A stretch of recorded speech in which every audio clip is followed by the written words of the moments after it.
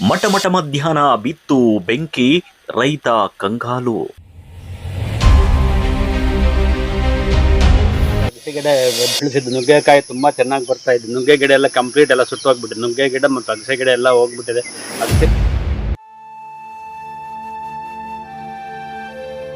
ಒಂದು ಗಿಡ ಬೆಳೆಸುವುದು ಅಂದ್ರೆ ಮಗು ಬೆಳೆಸಿದಷ್ಟೇ ಕಷ್ಟ. ಹನಿ ಹನಿ ನೀರನ್ನ ಹಾಕಿ ನೆರಳಾಗಿ ನಿಂತು ವರ್ಷಗಳ ಕಾಲ ಕಷ್ಟಪಟ್ಟು ಬೆಳೆಸಿದ ತೋಟ ಕಣ್ಣೆದರೆ ಬೆಂಕಿಗೆ ಆಹುತಿ ಆಗ್ತಾ ಇದ್ರೆ ರೈತನ ಹೃದಯ ಎಷ್ಟು ಚೂರು ಚೂರಾಗಬಹುದು ಅನ್ನೋದಕ್ಕೆ ಪಾವಗಡ ತಾಲೂಕಿನ ಕಡಮಲಕುಂಟೆ ವ್ಯಾಪ್ತಿಯಲ್ಲಿ ನಡೆದಿರುವಂತಹ ಘಟನೆ ಸಾಕ್ಷಿಯಾಗಿದೆ.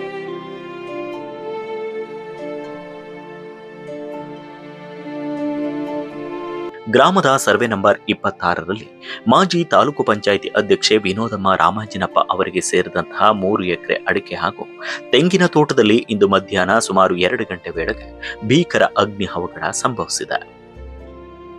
ಯಾರೋ ಕಿಡಿಗೇಡಿಗಳು ಬೆಂಕಿ ಹಚ್ಚಿರುವಂತಹ ಶಂಕೆ ವ್ಯಕ್ತವಾಗಿದ್ದು, ಕ್ಷಣಾರ್ಧದಲ್ಲೇ ಬೆಂಕಿ ಇಡೀ ತೋಟವನ್ನ ಆವರಿಸಿಕೊಂಡಿದೆ.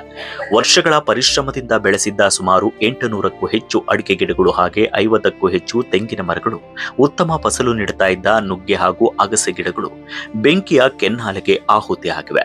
ಕೆಲವೇ ಕ್ಷಣಗಳಲ್ಲಿ ಹಸಿರಿನಿಂದ ಕಂಗೊಳಿಸ್ತಾ ಇದ್ದ ತೋಟ ಕರಿದ ಬೂದಿಯಾಗಿ ಮಾರ್ಪಟ್ಟ ದೃಶ್ಯ ಎಂತವರನ್ನ ನೋಯಿಸುವಂತಿತ್ತು.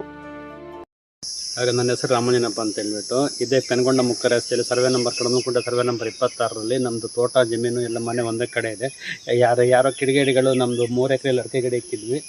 ಎಲ್ಲ ಇವತ್ತು ಮಧ್ಯಾಹ್ನ 1 ಗಂಟೆ ಸಮಯದಲ್ಲಿ ಬೆಂಕಿ ಇಕ್ಬಿಟ್ಟು ಸುಮಾರು 800ರಿಂದ 850 ಗಿಡಗಳು ಎಲ್ಲ ಭಸ್ಮ ಆಗಿಬಿಟ್ಟಿದೆ. ಎಲ್ಲ ಗಿಡಗಳು ಆ ಫ್ಲ್ಯಾಟ್ರು ಎಲ್ಲ ಕಂಪ್ಲೀಟ್ ಎಲ್ಲ ಹೋಗ್ಬಿಟ್ಟಿದೆ. ಈ ಥರ ಆಗಿಬಿಟ್ಟಿದೆ. ಅದು ಯಾರು ಅಂತ ಗೊತ್ತಾಗ್ತಾ ಇಲ್ಲ. ಎಲ್ಲ ಇದೆ, ಫ್ಲ್ಯಾಟ್ರ್ ಎಲ್ಲ ಹೋಗ್ಬಿಟ್ಟಿದೆ. ಅದ್ರ ಜೊತೆಗೆ ಅಡಿಕೆ ಜೊತೆಗೆ ನುಗ್ಗೆ ಗಿಡ ಮತ್ತು ಅಗಸೆ ಗಿಡ ಬೆಳೆಸಿದ್ದು. ನುಗ್ಗೆಕಾಯಿ ತುಂಬ ಚೆನ್ನಾಗಿ ಬರ್ತಾ ಇದ್ದು. ನುಗ್ಗೆ ಗಿಡ ಎಲ್ಲ ಕಂಪ್ಲೀಟ್ ಎಲ್ಲ ಸುಟ್ಟೋಗ್ಬಿಟ್ಟಿದೆ. ನುಗ್ಗೆ ಗಿಡ ಮತ್ತು ಅಗಸೆ ಗಿಡ ಎಲ್ಲ ಹೋಗ್ಬಿಟ್ಟಿದೆ. ಅಗಸೆ ಗಿಡದ ಏನು ಪ್ರಾಬ್ಲಮ್ ಇಲ್ಲ, ಎಲ್ಲ ನುಗ್ಗೆಕಾಯಿ ಎಲ್ಲ ಒಳ್ಳೆ ಕಾಯಿ ಬರ್ತಾಯಿದೆ. ನುಗ್ಗೆ ಗಿಡ ಎಲ್ಲ ಹೋಗ್ಬಿಟ್ಟಿದೆ.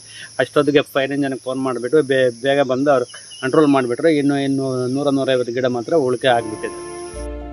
ಬೆಂಕಿಯ ಜ್ವಾಲೆಗಳು ಆಕಾಶಕ್ಕೇರಿದಾಗ ಸ್ಥಳೀಯರು ಬೆಚ್ಚಿ ಬಿದ್ದಿದ್ದು ತಕ್ಷಣ ಅಗ್ನಿಶಾಮಕ ದಳಕ್ಕೆ ಮಾಹಿತಿ ನೀಡಿದ್ದಾರೆ. ಸ್ಥಳಕ್ಕೆ ಧಾವಿಸಿದ ಅಗ್ನಿಶಾಮಕ ಸಿಬ್ಬಂದಿಗಳಾದ ಶಶಿಧರ್, ನಾಗೇಶ್, ರಾಜಶೇಖರ್ ಹಾಗೆ ಚಾಲಕ ನಂದನ್ ಸಾಹಸ ಪಟ್ಟು ಬೆಂಕಿ ನಂದಿಸುವ ಕಾರ್ಯಾಚರಣೆ ನಡೆಸಿದ್ದಾರೆ.